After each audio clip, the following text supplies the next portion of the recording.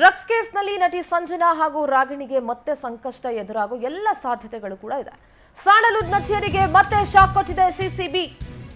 ನೆನಪಿಸ್ಕೊಳ್ಬಹುದು, drug case ಪ್ರಕರಣದಲ್ಲಿ ನಟಿ ಸಂಜನಾ ಹಾಗೂ ರಾಗಿಣಿ ಅರೆಸ್ಟ್ ಆಗಿದ್ರು, ಜೈಲಿನಲ್ಲಿ ಕೂಡ ಇದ್ರು, ರಿಲೀಸ್ ಕೂಡ ಆದ್ರು, ಎಫ್ಐಆರ್ ಕೂಡ ರದ್ದಾಗಿತ್ತು. ಆದ್ರೆ ಈಗ ಸಿಸಿಬಿ ಮತ್ತೆ ಶಾಕ್ ಕೊಡೋದಕ್ಕೆ ಮುಂದಾಗಿದೆ. ಸಂಜನಾ ಹಾಗೂ ರಾಗಿಣಿ ಜಾಮೀನು ರದ್ದು ಕೋರಿ ಮೇಲ್ಮನವಿ ಹೈಕೋರ್ಟ್ ಆದೇಶವನ್ನ ಪ್ರಶ್ನಿಸಿ ಸುಪ್ರೀಂ ಮೆಟ್ಟಿಲೇರಿದೆ ಸಿಸಿಬಿ. ಡ್ರಗ್ಸ್ ಕೇಸ್ನಲ್ಲಿ ಇಬ್ಬರಿಗೂ ಜಾಮೀನನ್ನ ನೀಡಿತ್ತು ಹೈಕೋರ್ಟ್. ಗೃಹ ಇಲಾಖೆಯಿಂದಲೂ ಕೂಡ ಅನುಮತಿಯನ್ನ ಪಡೆದು ಅರ್ಜಿಯನ್ನ ಸಲ್ಲಿಸಲಾಗಿದೆ. ಹೈಕೋರ್ಟ್ ಆದೇಶ ರದ್ದುಗೊಳಿಸುವಂತೆ ಸುಪ್ರೀಂ ಮೊರೆ ಹೋಗಲಾಗಿದೆ. ಸ್ಯಾಂಡಲ್ವುಡ್ ನಟಿಯರಿಗೆ ಮತ್ತೆ ಶಾಕ್ ಕೊಡೋದಕ್ಕೆ ಸಿಸಿಬಿ ಸಿದ್ಧವಾಗಿದೆ. ಸಂಜನಾ ರಾಗಿಣಿ ಇಬ್ರು ಕೂಡ ಜಾಮೀನನ್ನ ರದ್ದು ಕೋರಿ ಮೇಲ್ಮನವಿಯನ್ನ ಸಲ್ಲಿಸಿದ್ರು. ಹೈಕೋರ್ಟ್ ಆದೇಶವನ್ನ ಪ್ರಶ್ನಿಸಿ ಸುಪ್ರೀಂ ಮೆಟ್ಟಿಲೇರಿದೆ ಈಗ ಸಿಸಿಬಿ. ಡ್ರಗ್ಸ್ ಕೇಸ್ನಲ್ಲಿ ಇಬ್ಬರಿಗೂ ಜಾಮೀನನ್ನ ಕೊಟ್ಟಿತ್ತು ಹೈಕೋರ್ಟ್.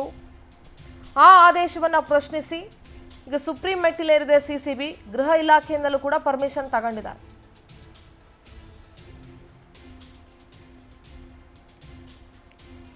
ನೋಡಿ, ಹೈಕೋರ್ಟ್ ಆದೇಶ ರದ್ದುಗೊಳಿಸುವಂತೆ ಸುಪ್ರೀಂ ಮೊರೆ ಹೋಗಲಾಗಿದೆ.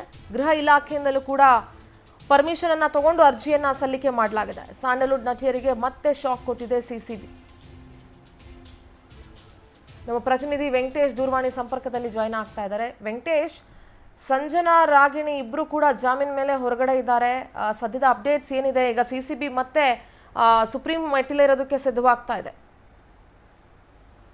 ಕಳೆದ ಕೆಲವು ವರ್ಷಗಳ ಹಿಂದೆ ಏನು ಒಂದು ಡ್ರಗ್ ಕೇಸ್ನಲ್ಲಿ ಸಂಜನಾ ಮತ್ತು ರಾಗಿಣಿ ಅವರು ಸೇರಿದಂತೆ ಕೆಲವೊಂದಷ್ಟು ಜನ ಸ್ಯಾಂಡಲ್ವುಡ್ ಸ್ಟಾರ್ ನಟ ನಟಿಯರು ಕೂಡ ತಗಲಾಕೊಂಡಿದ್ರು. ಆ ಸಂದರ್ಭದಲ್ಲಿ ಸಿಸಿಬಿ ಅಧಿಕಾರಿಗಳು ತನಿಖೆಯನ್ನು ಕೂಡ ಮಾಡಿದ್ರು. ತನಿಖೆ ಮಾಡಿ ಒಂದು ಚಾರ್ಜ್ ಶೀಟ್ ಅನ್ನು ಕೂಡ ಸಲ್ಲಿಸಿದ್ರು. ಆಗ ಒಂದು ಹೈಕೋರ್ಟ್ ಏನೋ ಒಂದು ಸಿಸಿಬಿ ಕೊಟ್ಟಂತಹ ತನಿಖೆಯ ಸಂದರ್ಭದಲ್ಲಿ ಆದಂತಹ ಲೋಪದೋಷಗಳನ್ನ ಎತ್ತಿಡಿದು ಅವರು ಸಲ್ಲಿಸಿದಂತಹ ಒಂದು ಹೈಕೋರ್ಟ್ ಅಲ್ಲಿ ಎಫ್ಐಆರ್ ಅನ್ನ ರದ್ದು ಮಾಡ್ಬೇಕಂತ ಹೇಳಿ ಏನು ನಟಿಯರು ಕೂಡ ಒಂದು ಅರ್ಜಿಯನ್ನು ಹಾಕೊಂಡಿದ್ದು. ಅದನ್ನ ಪುರಸ್ಕರಿಸಿ ಈಗ ಒಂದು ಹೈಕೋರ್ಟ್ ಕೂಡ ಒಂದು ಎಫ್ಐಆರ್ ಅನ್ನ ರದ್ದು ಮಾಡಿತ್ತು. ಈಗ ಅದನ್ನ ಪ್ರಶ್ನೆ ಮಾಡಿ ಒಂದು ಗೃಹ ಇಲಾಖೆ ಅನುಮತಿಯನ್ನ ಪಡೆದು ಸಿಸಿಬಿ ಅಧಿಕಾರಿಗಳು ಈಗ ಸುಪ್ರೀಂ ಕೋರ್ಟ್ಗೆ ಒಂದು ಮನವಿಯನ್ನು ಕೂಡ ಈಗ ಸಲ್ಲಿಸಿರುವಂತದ್ದು. ಮುಂದಿನ ದಿನಗಳಲ್ಲಿ ಅದನ್ನು ಕೂಡ ವಿಚಾರಣೆಗೆ ಬರುವ ಸಾಧ್ಯತೆ ಇದೆ. ಆ ಸಂದರ್ಭದಲ್ಲಿ ಅವರು ಮತ್ತೆ ಕೂಡ ಒಂದು ವಿಚಾರಣೆಗೆ ಬರಬೇಕಾಗುತ್ತೆ. ಅಂದ್ರೆ ಸುಪ್ರೀಂ ಕೋರ್ಟ್ ಏನು ಒಂದು ತೀರ್ಪನ್ನು ಕೊಡುತ್ತೆ ಅನ್ನೋದು ಕೂಡ ಕಾದ್ ನೋಡ್ಬೇಕು. ಯಾಕಂದ್ರೆ ಹೈಕೋರ್ಟ್ ಕೊಟ್ಟಂತಹ ಒಂದು ತೀರ್ಪೇನಿದೆ, ಹೈಕೋರ್ಟ್ ಎಫ್ಐಆರ್ ಅನ್ನ ರದ್ದು ಮಾಡ್ಬೇಕಂತೇಳಿ ಆ ಆದೇಶವನ್ನೇನಾದ್ರೂ ಎತ್ತಿ ಹಿಡಿದ್ರೆ ಇವರಿಗೆ ರಿಲೀಫ್ ಆಗುತ್ತೆ. ಇಲ್ಲ ಅಂತ ಹೇಳಿದಂತ ಸಂದರ್ಭದಲ್ಲಿ ಅವರು ಮುಂದಿನ ದಿನಗಳಲ್ಲಿ ಸುಪ್ರೀಂ ಕೋರ್ಟ್ ನಲ್ಲಿ ವಿಚಾರಣೆ ಆಗ್ಬೇಕಾಗುತ್ತೆ. ಒಂದು ಸರ್ಕಾರದ ಪರವಾಗಿ ಕೂಡ ಒಂದು ವಕೀಲರನ್ನ ನೇಮಕ ಮಾಡಿ ಈ ಒಂದು ತನಿಖೆಯನ್ನೇ ಮತ್ತೆ ಚಾರ್ಜ್ ಶೀಟ್ ಸಲ್ಲಿಸುವ ಸಾಧ್ಯತೆ ಇರುವಂತದ್ದು. ಸಿಂಧೂರ.